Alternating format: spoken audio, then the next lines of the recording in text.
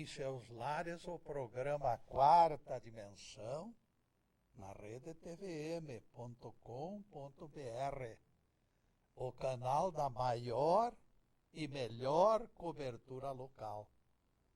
12 de fevereiro de 2016, 17 horas.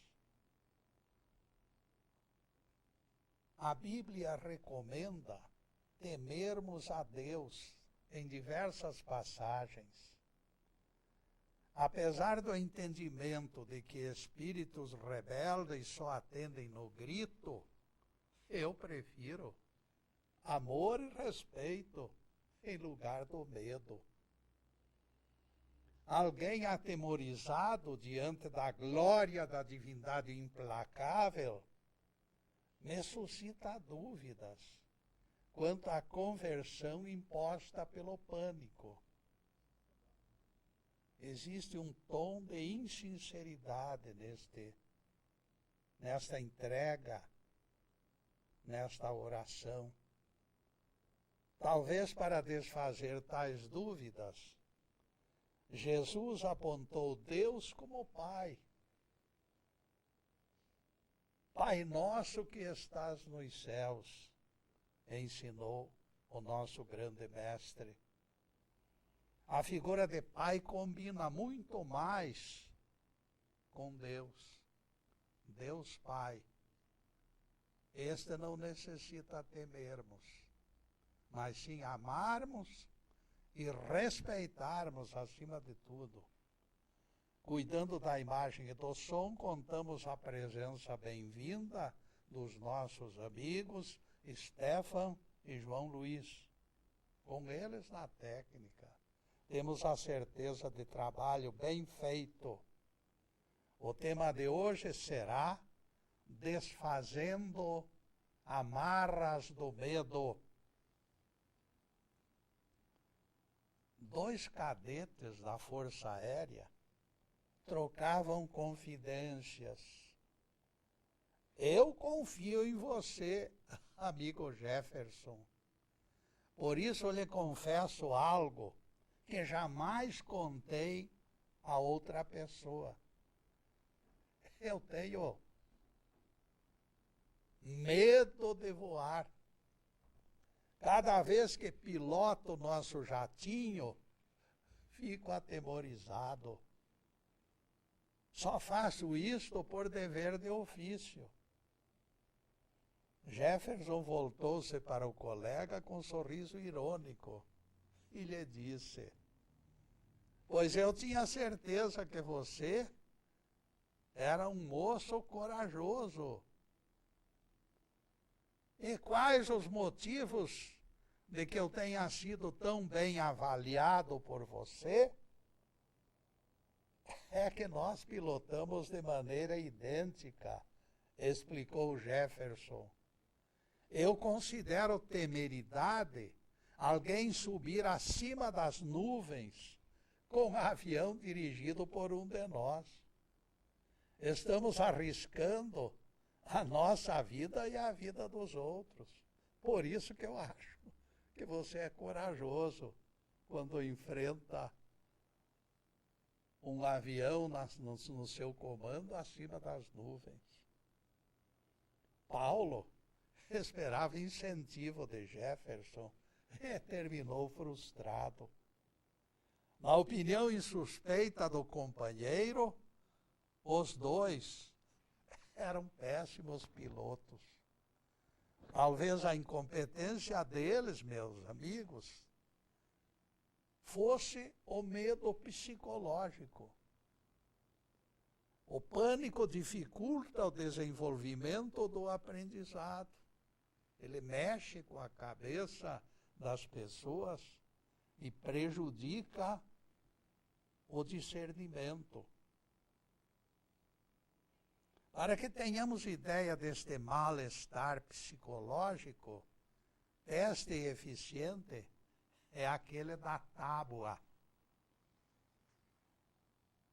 Coloquemos no chão tábua de 12 polegadas de largura e peçamos que alguém caminhe sobre ela. a pessoa nos olhará de maneira espantada e caminhará sem problema até o fim da tábua. Afinal, Getúlio, este seu teste não passa de uma piada. Quem não faz isto? Qualquer pessoa caminha em cima de uma tábua no chão sem problema algum. Paciência, meu amigo, eu disse, pois agora nós passaremos a segunda etapa do teste. Você não teve dificuldade alguma em caminhar sobre a tábua encostada no chão, pois agora terá que atravessá-la, a mesma tábua, a mesma largura, porém elevada a 30 metros do chão. Vejam só, a mesma tábua, a mesma distância com diferença única. A tábua agora se encontra elevada 30 metros do chão, de uma janela de um apartamento até a outra janela. O fulano, convidado, recusou terminar o teste. O aprendiz foi acometido do que poderemos chamar medo psicológico. No chão, tábua de 12 polegadas representa uma passarela segura. Lá em cima, deveria representar a mesma coisa. Os pés ficaram apoiados igualmente, com firmeza, por inteiro, naquele sólido alicerce. O medo da altura produziu desequilíbrio psicológico. Aquela ponte distanciada do chão produziu pânico. Suor frio escorre pela testa e todas as cautelas acordam. Quase todas as fobias surgem no curso da existência. A criança geralmente é corajosa e confiante. Certa vez, eu estava fazendo um serviço num andaime, a alguns metros do chão. Pedi de brincadeira à pequena Amanda, minha neta, que me alcançasse o martelo, mas fiz aquilo só para experimentá-la. Dali a pouco, ela já se encontrava na metade da escada, trazendo o martelo, embora com dificuldade. Eu tive que pedir ajuda para interromper o perigoso avanço da criança com o martelo nas mãos, sem receio algum. Aquilo me pegou de surpresa, meus caros. Eu jamais imaginaria que Amanda enfrentasse tamanho risco com tanta desenvoltura. O medo é subproduto da cautela, algumas vezes excessiva, que vai mudando a cabeça das pessoas. Genoveva Ramírez era mulher que zelava como ninguém pela segurança dos seus familiares.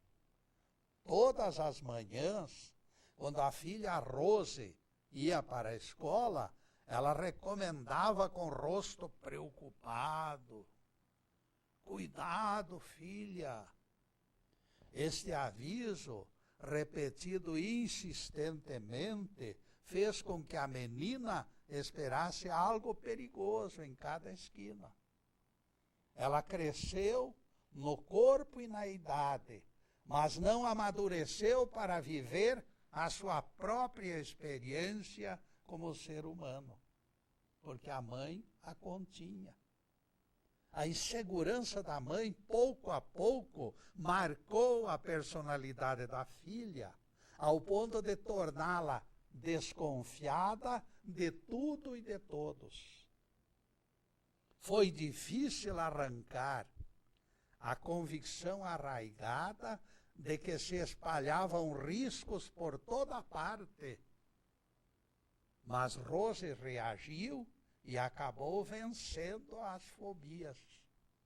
depois de adulta, mãe de linda menina, Rose costuma se despedir da filha com palavras diferentes.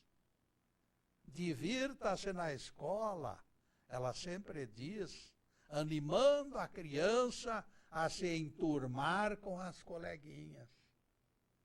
Ela não deseja por nada deste mundo que a filha sofra os conflitos que quase destruíram a sua personalidade. Dar livre curso aos presságios sombrios é forma negativa de viver. Quando a cautela é excessiva, poderemos nos transformar em pessimistas enfermiços. Quem se escraviza ao medo sem medida poderá terminar descrente e desequilibrado. Certa vez, meus amigos, 2 sapos caíram numa fenda aberta na rocha e ficaram entalados, com dificuldade extrema para o menor movimento. Eles ficaram ali, presos naquele buraco. O primeiro sapo não resistiu muito tempo e passivamente desapareceu no abismo, sem coragem de lutar. O segundo sapo lutou com tamanha garra, mas com tanta disposição, com ânimo tal, que prodigiosamente saltou fora da prisão insólita e se viu livre. Pois saibam, amigos, que além do esforço, esse segundo sapo escapou porque era surdo. Ele era deficiente e não escutou o coachar das vozes agourentas. O brejo inteiro profetizava que ele se encontrava perdido. Não valia a pena lutar, diziam todas as rãs e os sapos da redondeza. Desista, diziam as vozes, que você não tem chance. Todas profetizavam que ele morreria entalado, que não havia jeito de escapar. A sua deficiência auditiva não permitiu que ele ouvisse o estribilho pessimista. E ele se safou, são e salvo, das garras da morte. A realidade é a seguinte: deixando de lado as inúmeras fobias que nos assaltam, a maior de todas é exatamente uma: nós temos medo da morte. Falaremos de imediato no próximo bloco sobre isso, porque agora nós vamos fazer uma pequena interrupção em nosso programa para os comerciais do canal. Mas é um instantinho só, daqui a pouco estaremos de volta. Obrigado.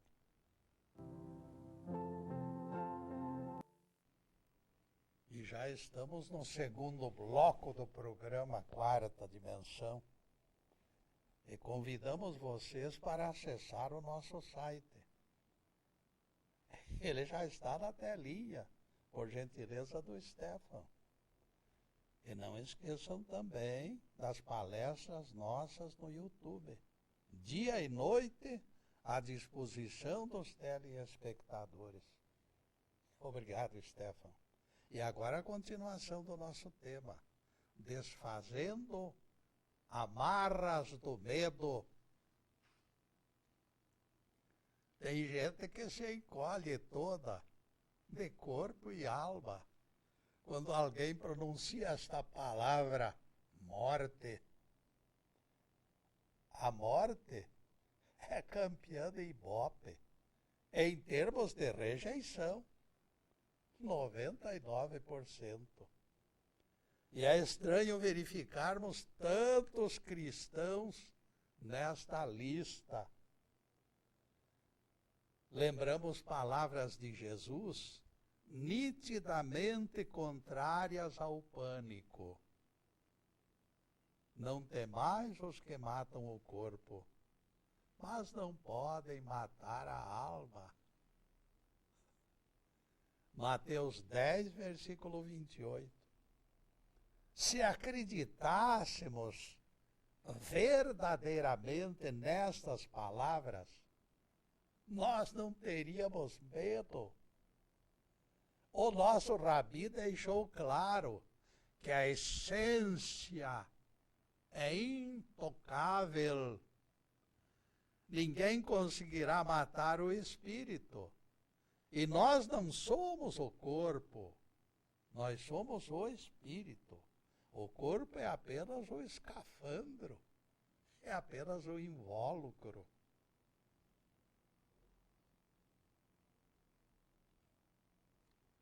Ninguém conseguirá matar o espírito, não existe arma para fazer isto.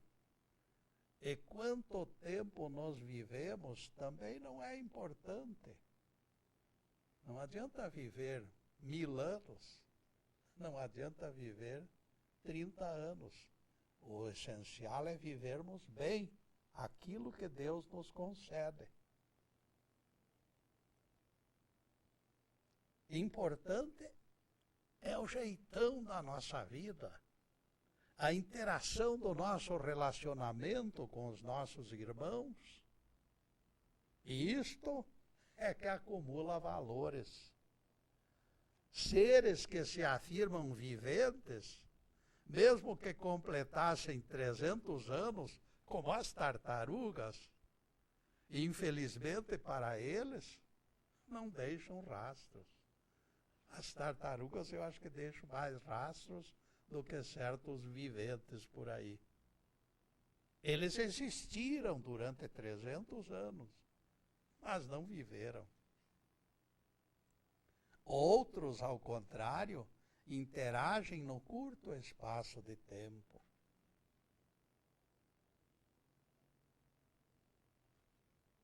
Castro Alves morreu aos 24 anos. Jesus foi crucificado aos 33. O calendário, de repente, se assemelha a certa placa colocada em cruzamento de ferrovia. Pare, olhe, escute e passe.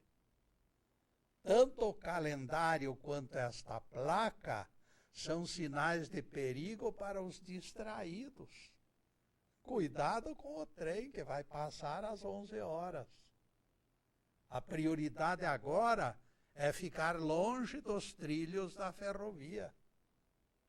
Preocupados com rugas no rosto, muitos esquecem suas almas estropiadas, pedindo socorro. Ao invés de procurar modificar-se interiormente, correm atrás de poções mágicas.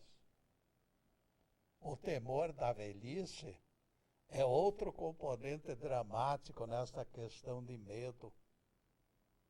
Afinal, o infeliz se apalpa, olha no espelho e termina desanimado.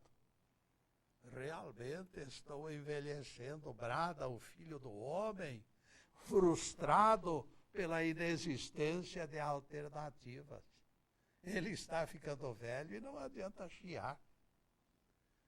O choque castigará com maior força quando a constatação ocorre de súbito, sem preparo. O sujeito arranca um cabelo e está com o cabelo embranquecendo. O ser humano se considera gasto e o mundo acabado. Nada disto, minha gente. Precisamos adquirir consciência de nossa imortalidade essencial e da interação que existe entre nós e o Pai Celestial. Ainda que eu ande pelos vales da sombra da morte, não temerei males, porque tu estás comigo. São palavras do Salmo 23, versículo 4.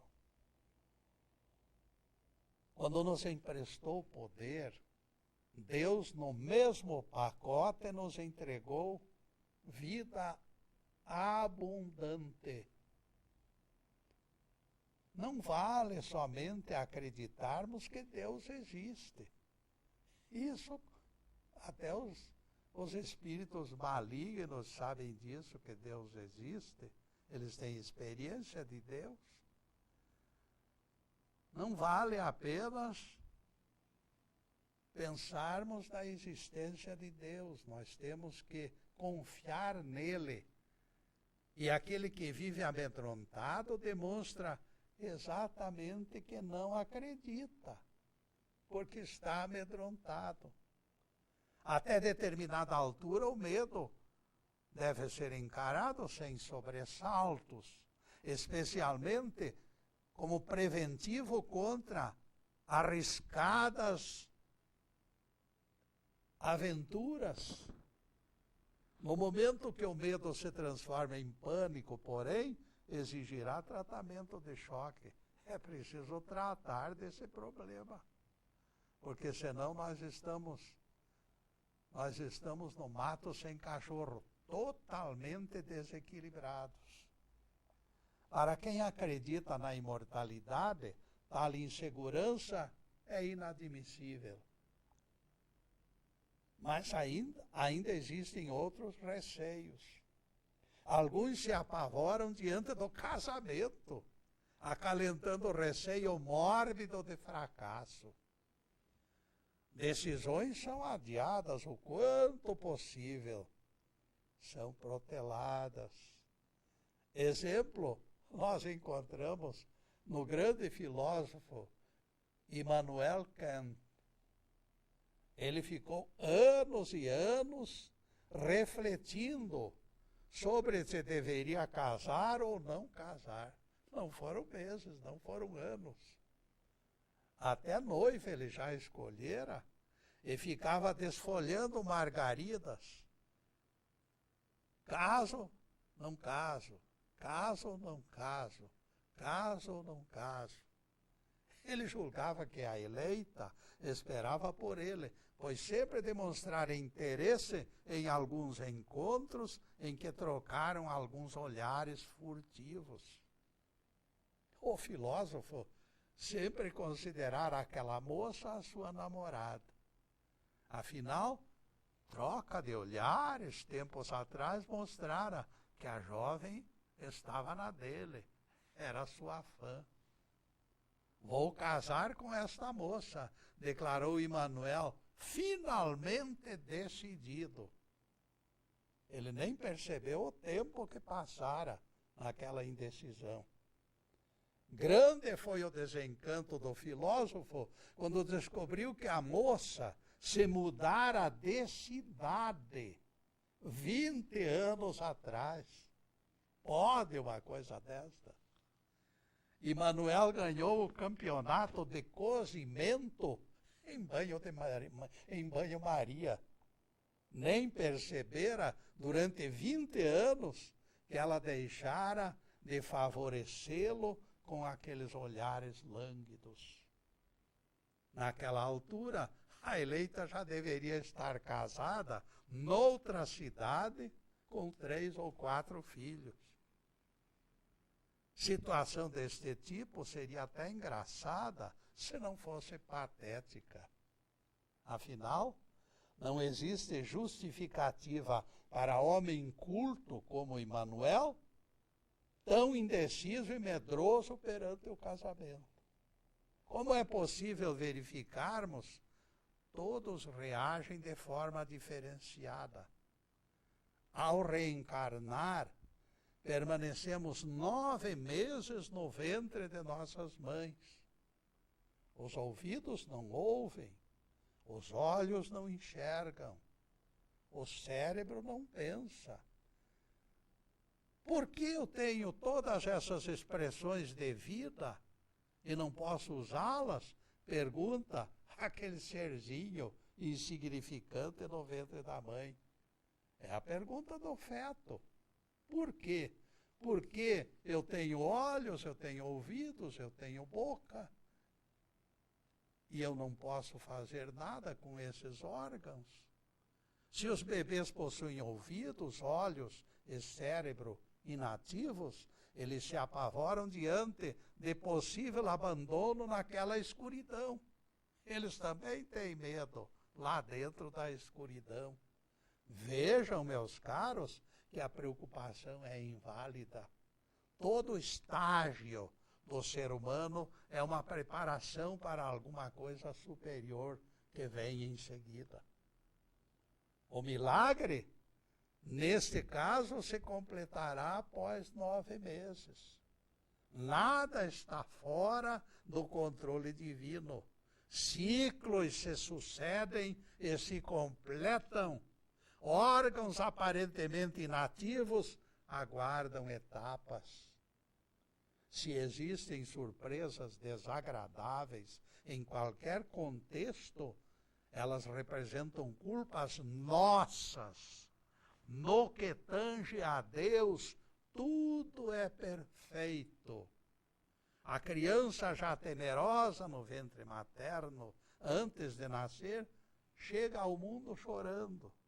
No entanto, ela se encanta pela chama da vela que se acendera de promessa na cabeceira da cama. A luz alegra o bebê e seca suas lágrimas. Ele fixa seus olhos na luz, pisca muitas vezes e descobre que despertou para uma vida melhor. E nesta vida melhor, meus caros, nós vamos fazer uma pequena interrupção em nosso programa para os comerciais do canal. Mas é um instantinho só. Daqui a pouco estaremos de volta. Obrigado.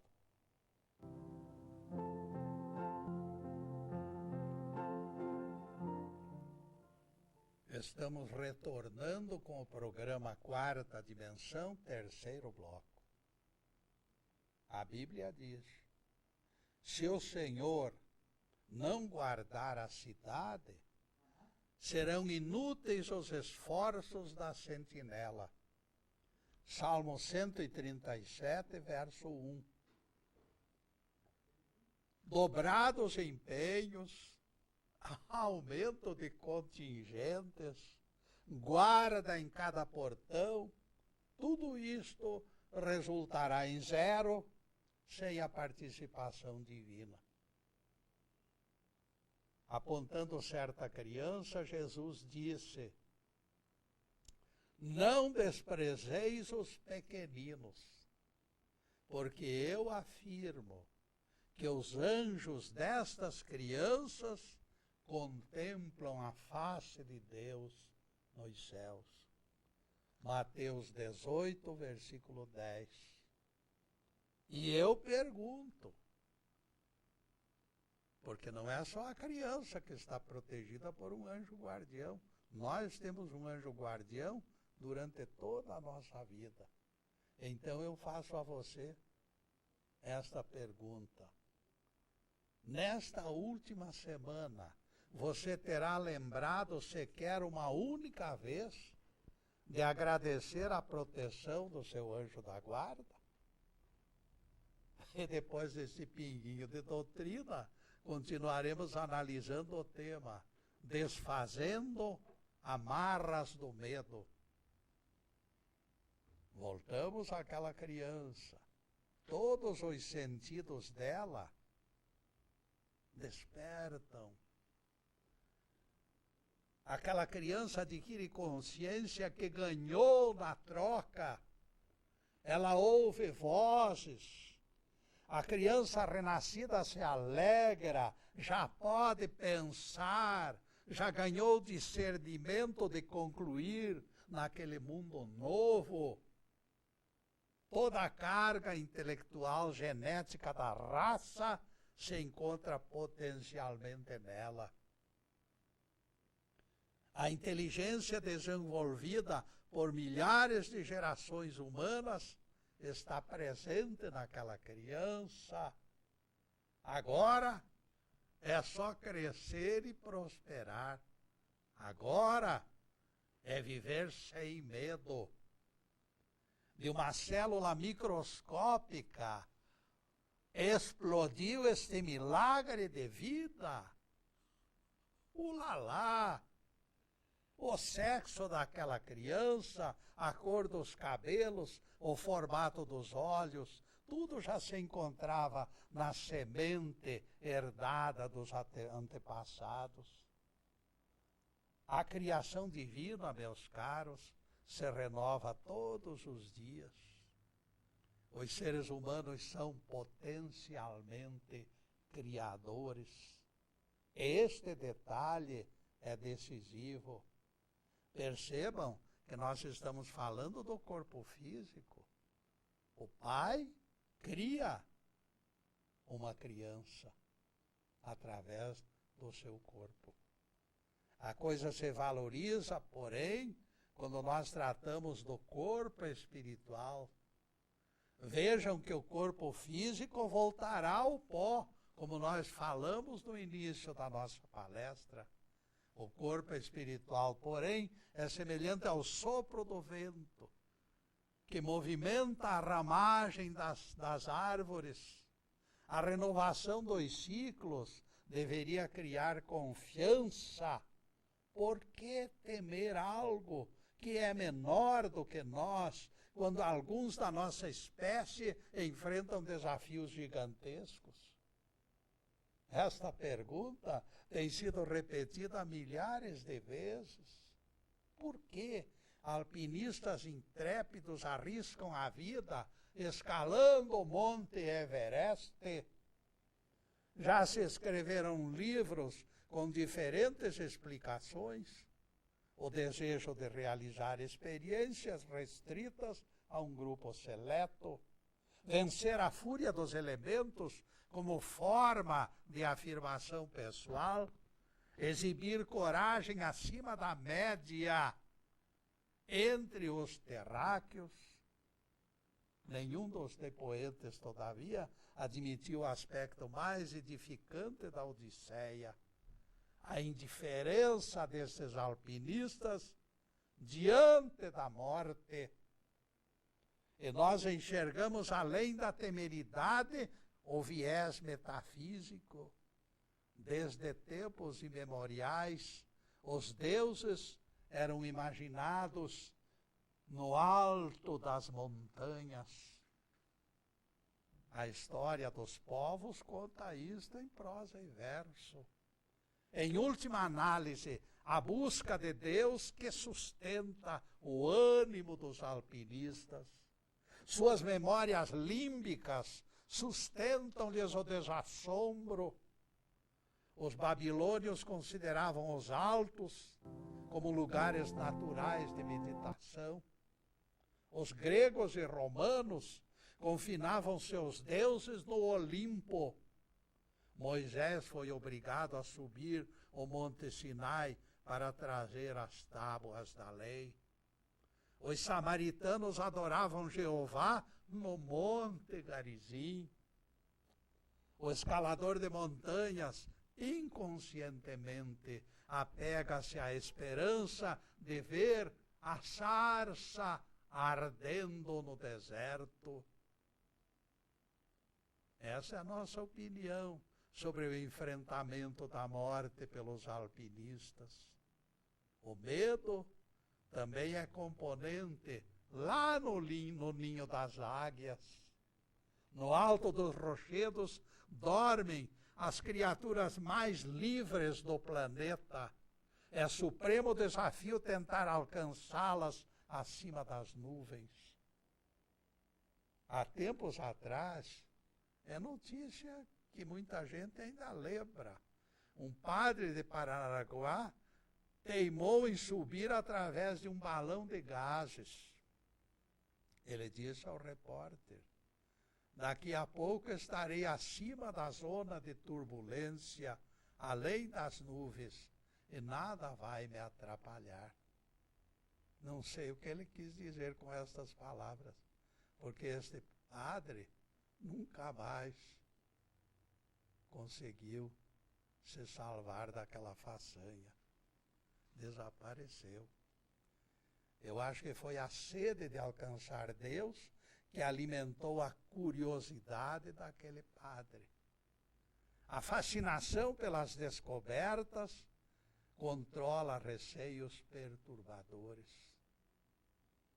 O escritor Robert Paul Smith escreveu: deixemos que as crianças se entreguem aos seus devaneios. É salutar que as crianças sintam medo. Apesar do medo, elas se comportam do seu jeito. Tropeçar, meus caros, é próprio de todas as idades. Quem não tem pesadelos, também não terá sonhos. Vocês perceberam que quando falamos de coisas espirituais, as pessoas sempre olham para cima? Até criança, apertando o livro de orações com mãozinhas frágeis, volta o rosto na direção das estrelas. É o instinto natural, porque toda a salvação, meus caros amigos, toda a salvação vem de cima. O próprio Jesus advertiu sobre a essência da qualidade. Vejam só, Jesus disse: vós sois cá de baixo, eu sou lá de cima. Por quê? Opinião mais categorizada do que esta? Essa é a diferença essencial entre o categorizado e aquele que não tem categoria. Porque o categorizado está mais ligado às alturas do que ao chão do planeta. Essa é a diferença essencial. Quem está lá em cima é o dono da força. Muita gente atormentada pelos seus terrores se perde na busca de socorro, onde socorro não há. O salmista adverte: não confies em príncipes, nem nos filhos dos homens, em quem não existe salvação. Sai-lhes o espírito e eles voltam ao pó.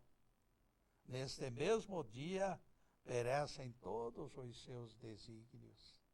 Salmo 145, versículos 3 e 4. O príncipe prometeu para você que ele o isentaria de todos os impostos. E de repente o príncipe morreu. E daí? As suas esperanças, as esperanças de ficar livre de tantos compromissos, as esperanças morrem naquele mesmo dia. Ele deixou de ser príncipe e você permanece devendo tributos, mais multa e correção monetária. Você indevidamente confiou no perecível.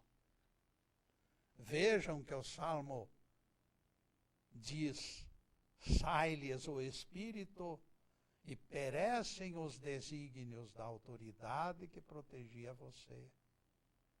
Reis e presidentes desaparecem levados pelos ventos da morte. Só Deus e o seu Cristo governam para sempre. Rei morto, rei posto.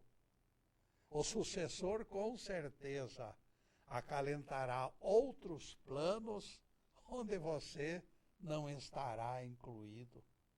Este é o perigo de confiarmos em personalidades efêmeras.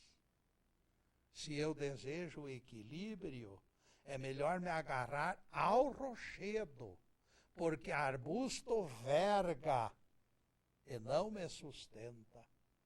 Quem está se afogando em águas de grandes catástrofes precisa escolher onde se apoiar. Só Deus e o seu Cristo garantem socorro perene. Ninguém se iluda buscando atalhos. E neste atalhos, meus caros, nós vamos fazer Mais uma pequena interrupção em nosso programa para os comerciais do canal, mas é um instantinho só.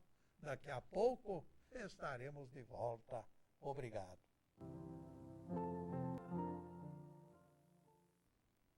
E já atingimos o último bloco do programa Quarta Dimensão. O tempo passou tão rápido quanto o foguete interplanetário. Na próxima sexta-feira, meus caros, focalizaremos o tema Longevidade pode ser prova. Em seguida, os últimos questionamentos sobre o assunto de hoje, desfazendo amarras do medo. Quem se mantiver na busca da verdade, sinceramente convencido que Deus é Pai, está liberto de expectativas frustradas. Ele sabe que a morte atinge apenas o corpo físico e que a doença é puxão de orelha, reclamando alterações em nosso procedimento. Em qualquer circunstância, prosseguir é o certo, fugir da luta é errado. Deserção, meus caros, pode ser pior do que derrota.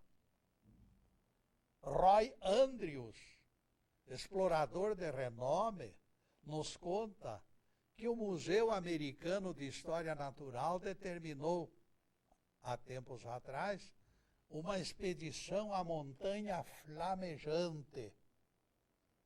Eu tremi de medo, confidenciou Roy.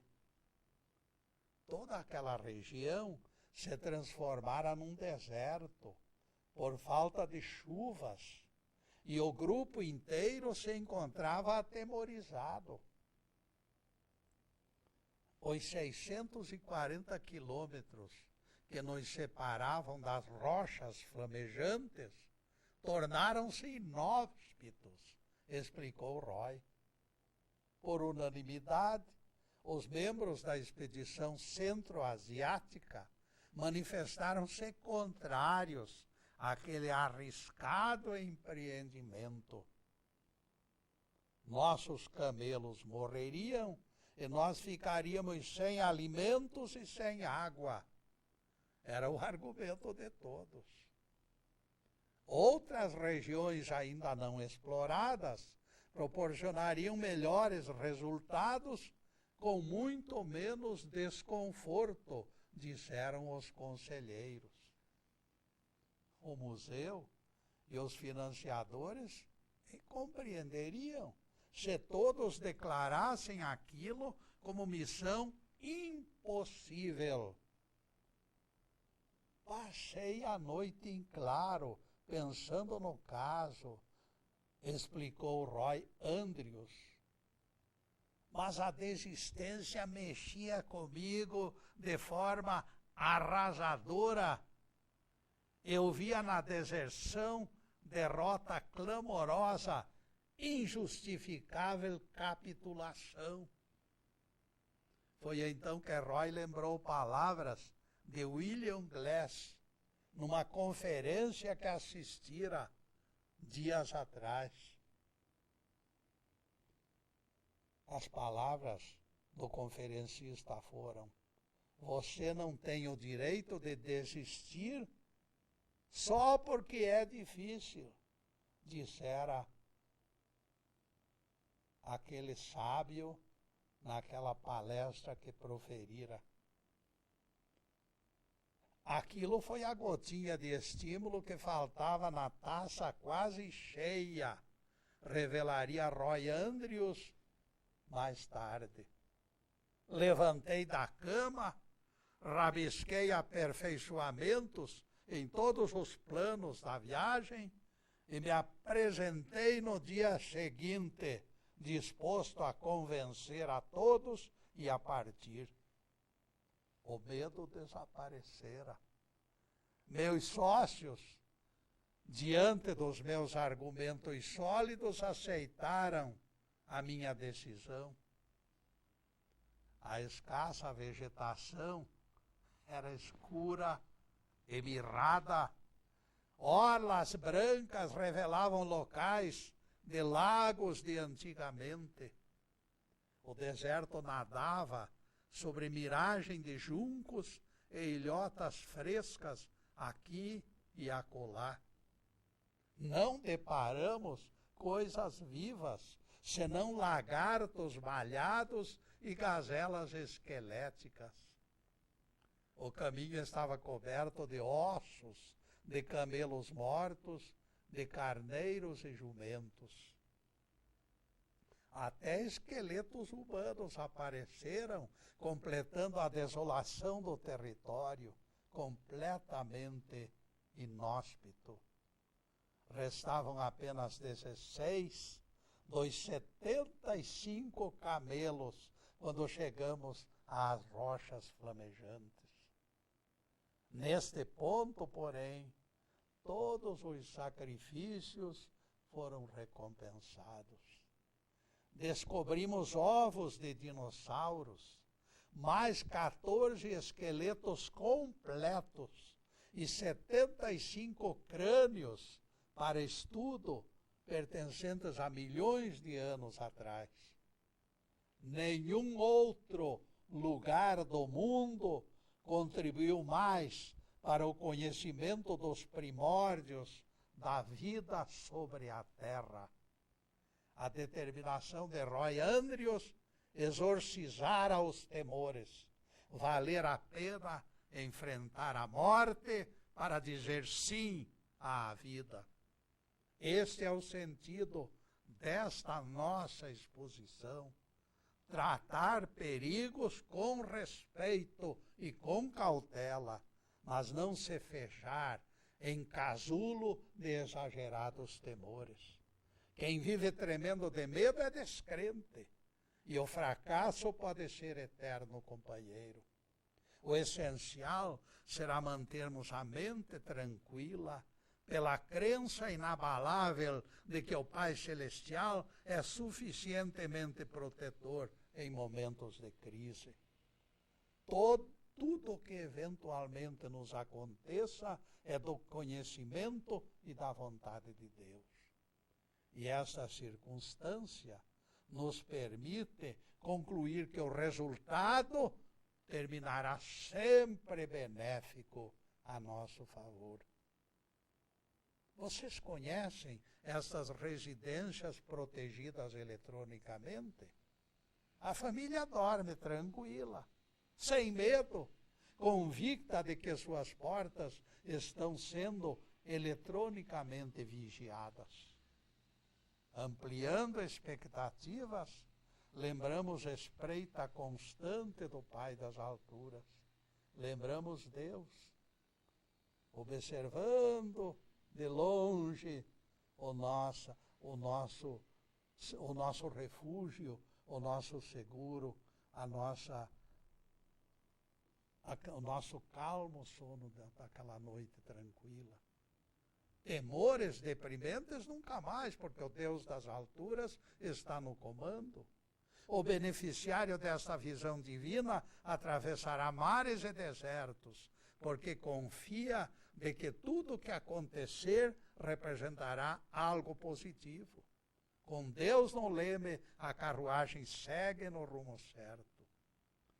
Velhinha solitária, certa vez, na época da Grande Guerra Mundial, foi flagrada a altas horas da noite, sentada no jardim de sua casa, depois do toque de recolher. Os foguetes V2 de Hitler clareavam a noite, a velhinha sentadinha tranquila no seu canto. Os soldados chegaram assustados e a advertiram. É perigoso ficar fora do abrigo, minha senhora. Para a segurança, será necessário que todos durmam protegidos. Eu dormi algumas noites lá, respondeu ela, até descobrir que Deus não dorme. Se ele passa todas as noites velando por mim, eu não achei acertado me preocupar. Esta mulher, meus caros, é exemplo de confiança. Afinal, por que vivermos amedrontados se a vigilância dele nos acompanha? Seu Pai Celestial mantém o seu binóculo voltado em nossa direção, isto prova seu interesse. Se o Senhor de todos os mundos está nos olhando, não podemos decepcioná-lo. No dia do juízo final, não será lícito aparecermos arrastando temores insensatos. Isto representaria inequívoca demonstração de imaturidade, ausência absoluta de fé. O certo será destruir agora a fonte da nossa falta de confiança, afugentando todos os temores das nossas mentes. Louvado seja Deus. Que o Senhor nos abençoe e nos guarde, que o Senhor faça resplandecer o seu rosto sobre nós e tenha misericórdia de nós. Que o Senhor sobre nós levante o seu rosto e nos dê a paz. Louvado seja o nosso querido Deus Pai. Louvado seja o santo nome de Jesus, o nosso Cristo. Obrigado, Deus. E só nos resta dizer a vocês, muito obrigado, meus caros. Na próxima semana estaremos aqui outra vez. Que Deus ampare a todos, abençoe a todos, que todas as famílias se unam, se compreendam e se estimem. Que haja paz na terra é o nosso desejo, o desejo de todos. Muito obrigado, meus amigos, e boa noite.